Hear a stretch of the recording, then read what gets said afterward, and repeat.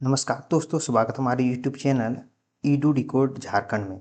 तो आज की इस वीडियो में मैं क्लास 11th का इतिहास विषय जिसका चैप्टर नंबर 1 शुरू करने वाला हूं। इस चैप्टर नंबर 1 में प्रश्न उत्तर का हल करेंगे। तो पहला पाठ का नाम है, लेसन 1 का नाम है लेखन कला और शहरी जीवन, इस चैप्टर का नाम है। तो चलिए इस वीडियो को मैं कुछ प्रश्न उठाया हूँ जो महत्वपूर्ण है, यानी कि सारा प्रश्न का हल करा रहा हूँ। इस पाठ में जो भी प्रश्न दिए हैं उसका सारा उत्तर मैं इस चैप्टर में बताऊंगा, इस वीडियो में मैं बताने वाला हूँ। तो चलिए मेरे चैनल को सब्सक्राइब करके बेल आइकन दबा लीजिए। आप लोगों को इस चैनल के माध्यम से, यानी कि इस चैनल के माध्यम से एग्ज़ाम की फुल तैयारी यूट्यूब पर कराई जाएगी। तो इसके साथ ही साथ आप लोगों को केवल पढ़ाई नहीं, इसके साथ स्मार्ट स्टडी कैसे करना है वो भी बताया जाएगा। तो चलिए वीडियो को शुरू करते हैं और इस चैनल को आप लोग को सब्सक्राइब जरूर कर लें। पहला प्रश्न देखते हैं। पहला प्रश्न क्या है? पहला प्रश्न पूछ रहा है कि आप कैसे कह सकते हैं कि प्राकृतिक उर्वरता तथा खाद्य उत्पादन के उच्च स्तरीय ही आरंभ शहरीकरण के कारण था। आप कैसे कह सकते हैं?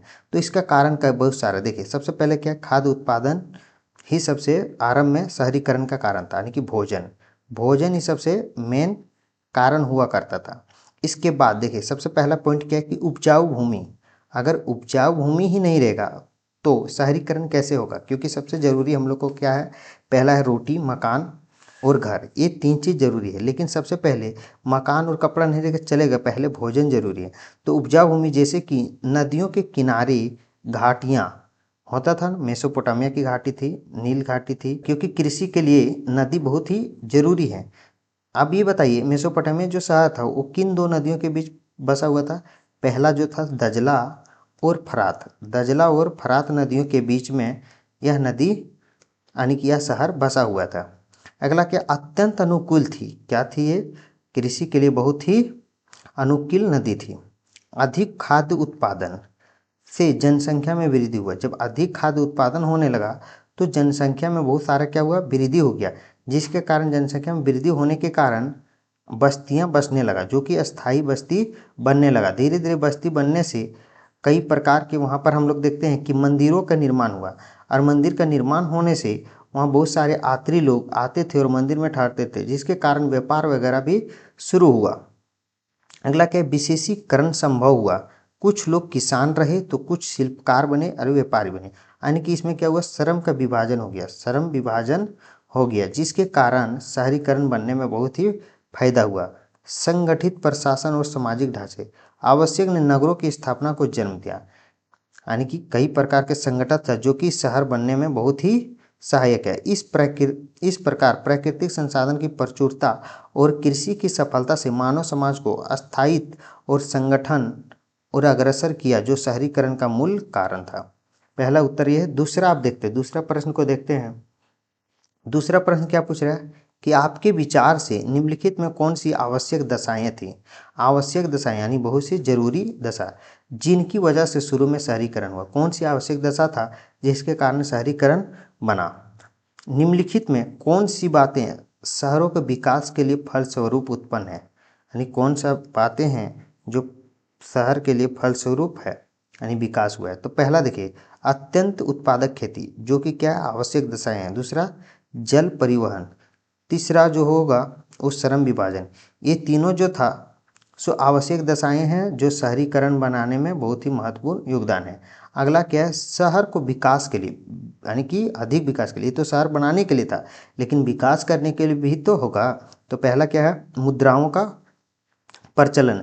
दूसरा है कि राजाओं की सैन्य शक्ति, जिसने श्रम और अनिवार्य बना दिया था। ये 2 पॉइंट है जो क्या कर दिया था, शहर को विकास बनाने में काफ़ी मदद किया। धातु और पत्थर की कमी, ये जो था कभी यह शहरीकरण का बाधा नहीं था, क्योंकि शहर बनाने में यह बाधा नहीं था, बल्कि इनका कारण से परिणाम हुआ था। यानी ये क्या करता, दूसरे देशों से हम लोग मंगाते थे, क्योंकि इसमें कमी था। कमी होने के कारण दूसरे देश से मंगाए, हम लोग इटली वगैरह से मंगाते थे। अब अगला पॉइंट का प्रश्न संख्या 3 को देखता हूँ क्या दिया है। देखिए प्रश्न संख्या 3 क्या पूछता है, यह कहना क्यों सही होगा कि खानाबदोश, खानाबदोश क्या कहते हैं, जो एक जगह घूमते फिरते रहता था। ये क्या करते थे, हमेशा घूम से एक जगह से दूसरे जगह जाते थे। पशु चारक निश्चित रूप से शहरी जीवन के लिए खतरा थे। ये इसलिए खतरा थे, यह कहना सही होगा क्योंकि खानाबदोश पशु चारक शहरी जीवन के लिए खतरा थे, क्योंकि लूटपाट और हमला करते थे। क्या करते थे ये लोग? लूटपाट और हमला करते। पशु चारक घुमंतु जीवन जीते थे, मतलब एक जगह पर स्थिर नहीं रहता था। कभी यह स्थान पर है तो कभी दूसरे स्थान पर चला गया। वे अक्सर बसे बसाए नगर और गांवों पर हमला करके अनाज, पशु और अन्य वस्तुएं लूट लेते थे। इसका क्या काम था? खाना बदोश और पशु चारक है। ये लोग एक जगह नहीं रहते थे, ये घूमते रहते थे। अक्सर जहाँ बसा है, गांव शहर बना है, उस जगह पर क्या करते थे? हमला करते थे और अनाज और पशु वगैरह लूट के ले जाते थे। उत्पादन व व्यापारी को बाधित करता था। इनके हमलों से किसान खेती नहीं कर पाते थे और व्यापारी सुरक्षित व्यापार नहीं कर पाते थे, क्योंकि ये लोग लूटते बहुत ज़्यादा था, दूसरों को लूट लेता था। इसलिए क्या करते थे कि व्यापारी सुरक्षित व्यापार नहीं कर सकते थे। अगला क्या है? राजनीतिक अस्थिरता। नगरों को सुरक्षित रखने के लिए राजाओं को बड़ी सेना रखनी पड़ती थी। अब इसके लिए मान लो लूटपाट होगा तो क्या करना पड़ा? हम लोग को पुलिस क्षेत्र में बढ़ाते, पुलिस को बढ़ाते हैं ना, और कई प्रकार की सुरक्षा लगाते हैं। इससे वहाँ भी क्या किया? राजा ने कई सेना स्थापित कर दिया। शहरी जीवन पर अतिरिक्त दबाव पड़ता था सेना के कारण। अगला क्या? सभ्यता के लिए अस्थायी खतरा। अस्थायी रूप से बसे नगर उत्पादन, व्यापार और प्रशासन पर निर्भर रहते थे। अब जो ये लोग था नगर उत्पादन के लोग, वो क्या थे? प्रशासन पर निर्भर थे, क्योंकि वो बचाते थे, जबकि खानाबदोश समूह इनको स्थिरता बना देते थे। मतलब कि ये लोग उनको लूटपाट करके डरा देते थे। अगला प्रश्न क्या है, देखिए चलता हूँ। चौथा प्रश्न, आप ऐसा क्यों सोचते हैं कि पुराने मंदिर बहुत ही कुछ घर जैसे होंगे? आप ऐसा क्यों सोच रहे हैं कि पुराने मंदिर जो है सो घर जैसा था? इसका पहला कारण अस्थायी सामग्री का प्रयोग, जैसे कि घर का मिट्टी, ईंट और लकड़ी से बनाते थे। मंदिर किस प्रकार बनाते थे? घर की मिट्टी, ईंट और लकड़ी से बनाते थे। वैसे ही प्रारंभिक मंदिर भी इन्हीं साधनों से बनाए जाते थे। पुराने चीज़ों के यही चीज़ों से बनाते थे, जिसके कारण हम लोग बोल सकते हैं कि घर जैसा है। दूसरा पॉइंट क्या दे सकते हैं? साधारण संरचना। साधारण संरचना, जैसे प्रारंभिक मंदिर में बहुत से अधिक सजावट या भावता नहीं था, क्योंकि वे छोटे और सादे होते थे, जैसे सामान्य घर की तरह होते थे। यह भी कारण है जिसके कारण हम लोग बोलते हैं पुराना मंदिर घर की जैसा है। धार्मिक मूर्तियों के लिए स्थान। मंदिरों के केवल के लिए देवी मूर्ति या पूजन हेतु विशेष जगह होती थी, शेष भाग घर जैसी संरचनाएं होती थी। यह भी अगला कारण हो सकता है। सामाजिक और सांस्कृतिक भूमिका। प्रारंभिक मंदिर में सिर्फ धार्मिक स्थान नहीं है, बल्कि लोगों को एकत्र, मतलब एक जगह होने पर चर्चा करने का स्थान भी था, जैसा कि घर में सभा या आंगन होता है। इन सभी कारणों से, ये 4 कारण हैं जिनके कारण से हम लोग बोल सकते हैं पुराने मंदिर बहुत कुछ घर के जैसा मिलते हैं।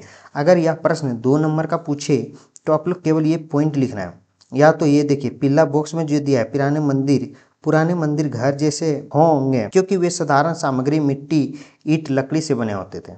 उनकी संरचना बिल्कुल सरल थी, यानी कि कोई भव्य या सजावट उकेरित अधिक डिजाइन वगैरह नहीं बनाता। इनमें केवल पूजा के लिए विशेष स्थान होता था, शेष भाग घर जैसा होता था। अब अगला पॉइंट देखते हैं। 5वां प्रश्न देखिए क्या पूछ रहा है कि संक्षेप में निबंध लिखिए। आप तो निबंध लिखना है।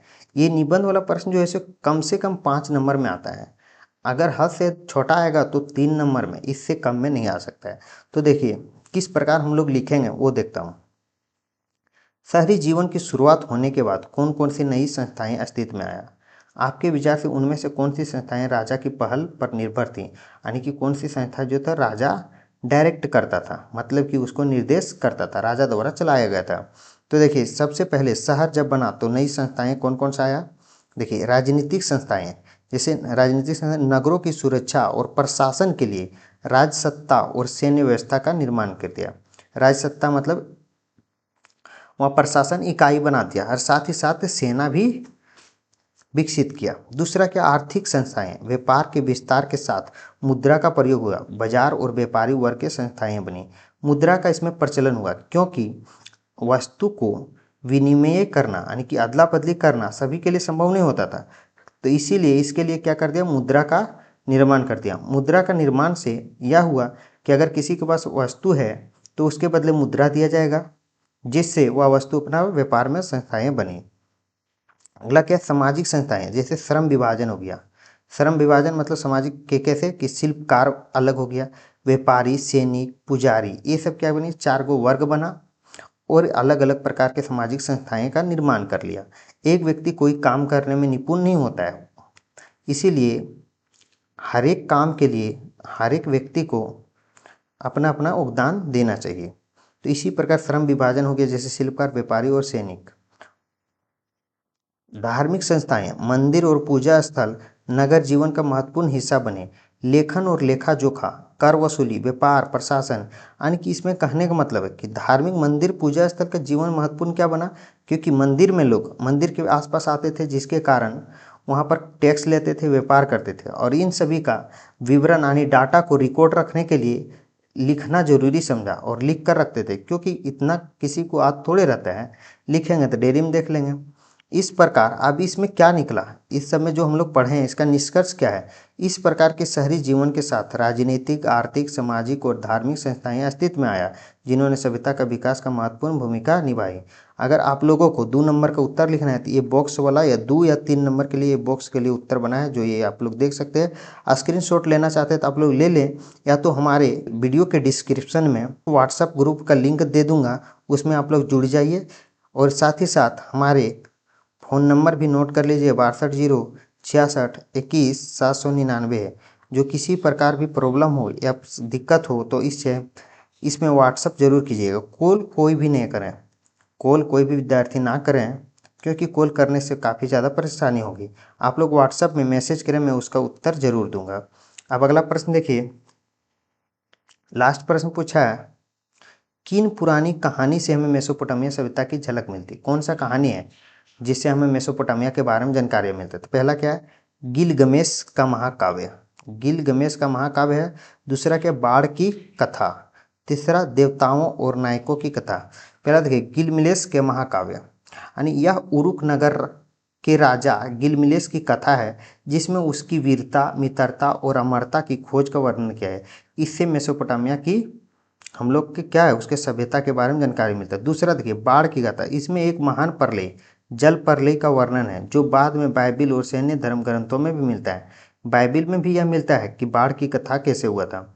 अगला क्या है, देवताओं और नायकों की कथा। इन कहानियों से हमें उस समय धार्मिक विश्वास, नगर जीवन, युद्ध और व्यापार की जानकारी मिलती है। इन सभी से हम लोग को क्या मिलता है, इन सभी से हम लोग पता चलता है कि मेसोपोटामिया की यानी आदि ताजे कर देता है। इन सभी पॉइंट से हम लोग जान सकते हैं मेसोपोटामिया किस प्रकार की सभ्यता थी, और इससे हम लोग को मेसोपोटामिया की जानकारी मिलती है। तो अब वीडियो को मैं यहीं पर एंड कर रहा हूँ। अगर वीडियो अच्छा लगे तो चैनल को ज़रूर सब्सक्राइब कर लीजिएगा, क्योंकि आप लोग चैनल को सब्सक्राइब करके हमारे इस यूट्यूब चैनल से जुड़ जाइए, ताकि मैं अन्य वीडियो जिस प्रकार अपलोड करूं, जैसे ही अपलोड करूं तुरंत आप लोग के पास नोटिफिकेशन पहुंचे, और उस वीडियो को अच्छे से आप लोग देखकर एग्ज़ाम के बेस्ट रूप से तैयारी कर सकोगे। साथ ही साथ इतना ही नहीं, बल्कि हमारे यूट्यूब चैनल के माध्यम से आप लोगों को फुल कोर्स यानी क्रैश कोर्स के माध्यम से आप लोग को शिक्षा दिया जाएगा, क्योंकि मैंने देखा कि समय बहुत कम बचा है। लगभग आप लोग के 5 मंथ या 6 मंथ रियल बचा है। तो 6 मंथ में सिलेबस कवर करना एक व्यक्ति के लिए बहुत ही महत्वपूर्ण यानी कि बहुत ही परेशानी के लिए है, परेशानी हो जाती है। इसलिए मैं सोचता हूँ कि शॉर्ट्स नोट्स यानी शॉर्ट्स लेक्चर दिया जाएगा, साथ ही साथ MCQ और मोस्ट इम्पॉर्टेंट प्रश्न का उत्तर कराया जाएगा। तो आप लोग इस चैनल के साथ जरूर जुड़ जाइए। और आप व्हाट्सएप में कई सारे वीडियो के लिंक दिया है, जैसे कि इसके पहले लेक्चर नहीं देखे तो लेक्चर का दिया है, या तो क्लास 11th का इतिहास विषय का पूरा प्लेलिस्ट दिया जाएगा। आप लोग इस चैनल में प्लेलिस्ट चेक करिएगा, आप लोग को प्लेलिस्ट मिलेगा, उसमें एक एक करके सीक्वेंस में देखिएगा वीडियो को। अगर वीडियो में समझ नहीं आता है तो कमेंट में बोलिए कि वीडियो समझ में नहीं आया। मैं कोशिश करूँगा, मैं ये नहीं बोलता हूँ कि अच्छा से समझा सकूँगा, बल्कि मैं कोशिश करूँगा आप लोगों को समझाने की, बेहतर से बेहतर समझाने की। तो आप लोग इस चैनल के माध्यम से ज़रूर जुड़कर हमारे यूट्यूब चैनल को सपोर्ट करें, ताकि मैं और मोटिवेट होकर वीडियो बना सकूं। तो धन्यवाद, मैं मिलता हूं नेक्स्ट वीडियो में।